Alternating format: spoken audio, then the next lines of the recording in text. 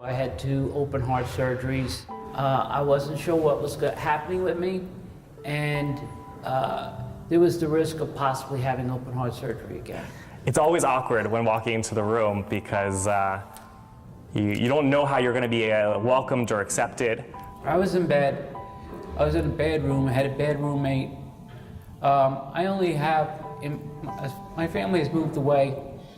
I just have my girlfriend Lois, who is great. She's always there for me.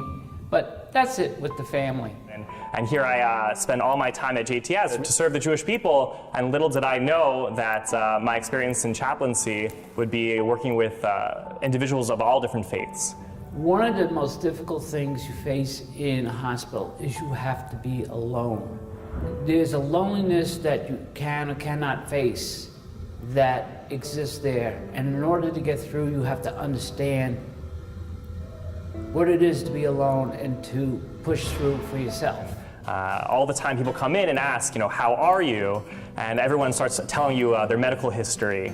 And there was a moment there that actually I realized that Larry understood what I was doing, and he started talking about how he was doing inside, how his spirit was.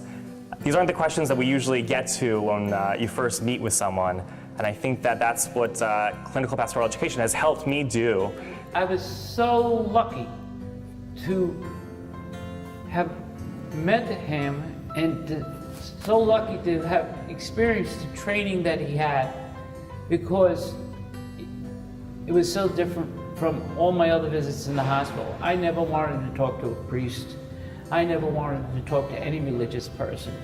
But the way Sam did it and the way he was as a person was something so different.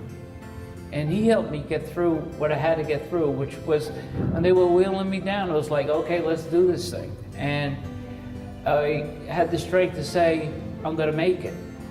And maybe Larry didn't realize it at that moment, what was giving him the strength.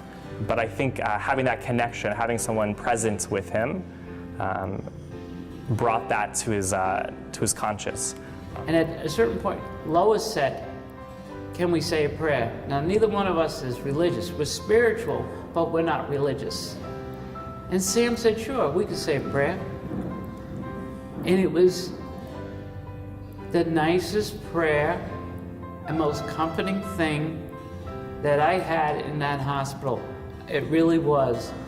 I'm gonna say this, I've been living with my girlfriend for the past 10 years, and never in my life have I asked someone to marry me.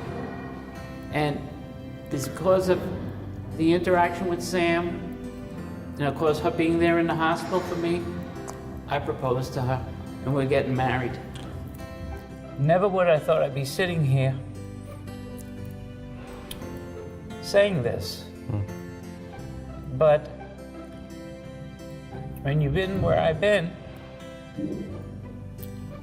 and you can't help it in the hospital, you're facing so many dark things, and you came in,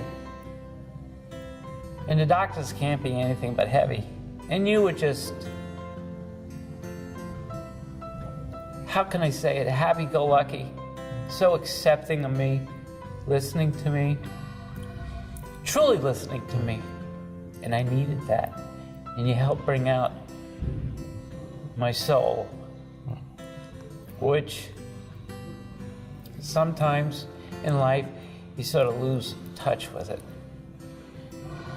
And that's what's given me perseverance to keep fighting and fighting and fighting. And I thank you for that. I don't have any words other than